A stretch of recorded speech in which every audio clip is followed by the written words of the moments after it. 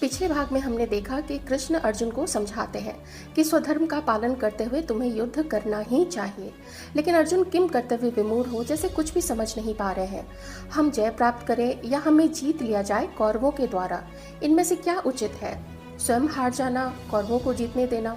अर्जुन कृष्ण को पूछते हैं, तुम मुझे बताओ हे केशव, मेरा मार्गदर्शन करो, मुझे शरणागत समझ मेरा मार्ग प्रशस्त करो। यहाँ साफ तौर पे हम देख पाते हैं कि अर्जुन अपने स्वजनों के मोह में रंगे हुए हैं। इस समय उन्हें धर्मयुद्ध से अधिक अपने प्रियजनों का मोह हो रहा है। वे हस्तिनापुर का राज्य तो छोड़ ही दीजिए, अपितु त्रिलोकी के राज्य को भी त्याग देने के लिए तत्पर हो रहे हैं। अतः श्री कृष्ण से यह बोल रहे हैं कि मैं न लड़ूंगा। बिल्कुल ऐसा कह के अर्जुन चुप हो जाते हैं। अर्जुन को चुप होते देख भगवान श्री कृष्ण कुछ हंसते हुए बोले, सोच्यानन्व सोचस्त्वम प्रज्ञावादांश भाषसे गतासूंश नानुशोचन्ति पंडिताः।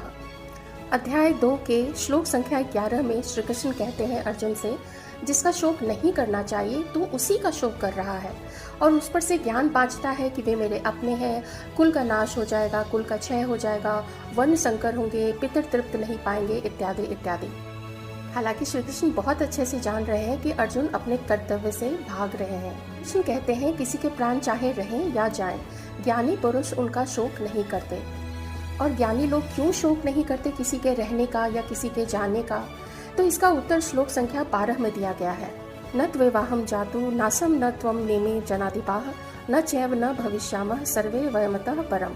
यहाँ कृष्ण कहते हैं अर्जुन से कि ऐसा तो नहीं है कि पहले मैं नहीं था और ना तुम थे, या ये राजा लोग जो दोनों युद्ध पक्ष में खड़े हैं ये पहले भी थे, मैं भी पहले था और तुम भी पहले थे। हम लोग आज भी हैं और हम लोग आगे भी रहेंगे। देहिनो अस्मिन्यथा देहे कौमारम यौवनम जरा तथा देहांतर प्राप्तिथौरस्तत्र न मुह्यते। श्लोक संख्या 13 में श्री कृष्ण कहते हैं, जिस प्रकार से जो देह धारण करते हैं उनमें बाल्यापन, युवावस्था और वृद्धावस्था आती ही आती है, उसी प्रकार दूसरी देह भी आती है। तो फिर ज्ञानी पुरुष मोह क्यों करे जीवन का? यहाँ कृष्ण अर्जुन से कहना चाहते हैं कि देह तो पहले भी थी, देह अब भी है और देह आगे भी रहेगी, अर्थात पुनर्जन्म होता रहे। और मनुष्य की देह केवल देह नहीं है, बल्कि आत्मा का और देह का संग्रह है।